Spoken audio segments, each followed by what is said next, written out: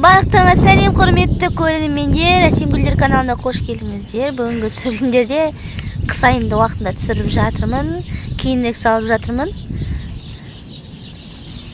Әрине ойнап айтамын, яғни апрель айы, қазіргі сәуір айы, бірақ көріп тұрсаңыздар, кәдімгідей қар жауды, боран болды деген сияқты бес қонақ енді бес қонақтығын істеп жатыр.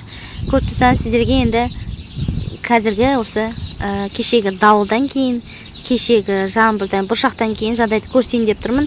Енді көбінесе сәбіз қызылшаларды егіп бастайын деп жатыр едім. Онымен еккен жоқпын, сол себептен екпегенде жақсы болған екен. Енді көп нәрсе үсіп кетті. Сіздерге көрсетейін, қайсысы тірі, қайсысы қалды. Енді барымша ауа райына қарсы ештеңе де жасай алмаймыз. Ол біздің құзыреттілігіміз емес. Сол себептен енді сіздермен бөлісейін. Құлпына енді клубника барлығы жаман емес, кеулер гүлдеп жатыр.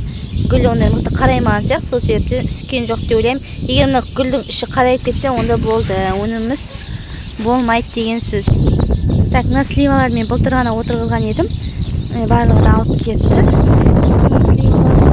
Оны мен осылай жаңағыдай колоновид сияқты ұзыннан өсірейін деп тұрмын. Смородина келетін болса, смородинаны енді жапырақтар кейбір жерлер үсіген, бірақ бұл енді ық жерде тұрғасын ба, кішкене барлығы да жаман емес, жақсы болып тұр.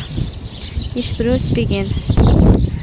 Осындай кезде білесіздер, менде грушам кішкене жай пісетін. Осындай кезде, осы замырскілердің кезінен жай пісетіндігіне қуанып кетесіз. Яғни менде әлі груша әлі ашылған жоқ, сол себептен бұл ешқандай да үскен жоқ. Алма талдарда тұр. Міне бас жағында сіздерге көрсетейін. Міне бас жағында гүлдендеп жатыр. Бұл неше жыл болған алма тал білмеймін, енді ғана гүлдендеп жатыр. Былтыр отырғызылған алма тал. Көріп тұрсаңыздар, астын мен бірден еккен кезде көң салып, топырақ салып, осылай арам-шөп шықпайтын қылып істедім. Әлі асты жылы болып тұр. Сол себептен қыстан аман есен шығып, жапырақтар шығып жатыр.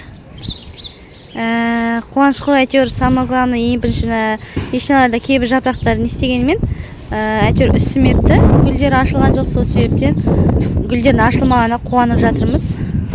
Сливада солай гүлдер ашылмағасын ешқандай үскен жоқ.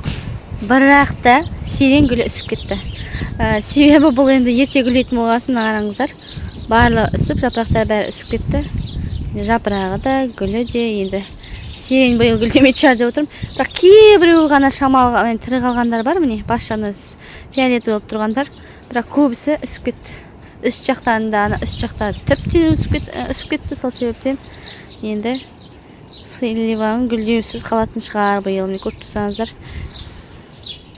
Осыдан 3-4 күн бізде өте қатты ыстық болып кеткеннен мен виноградты ашып тастаған едім.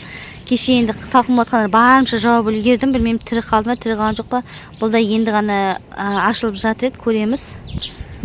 Персикте солай, білмеймін, әзірге гүлдеген жоқ. Енді гүл ашыла ма, ашылмай ма бір біледі. Себебі бұның өзі қыстың өзінде нәжелері барлығы үсіп кеткен. Енді бір алла біледі. Крыжовниктерге ештеңе болмаған, сол күйімен тұр. Крыжовник деген өте ық жерде, аласа бойлы болғасын, өте керемет сақталып тұр. Және де хризантемалар шығып жатыр, міне. Хризантемалар былтыр отырғызған едім осы жерден. Міне қаптап шығып жатыр. Пияздарға ештеңе де болмайды, пияздар сол күйімен тұрады. Бұлар деген салқынға шыдамды, сол себептен пияздарға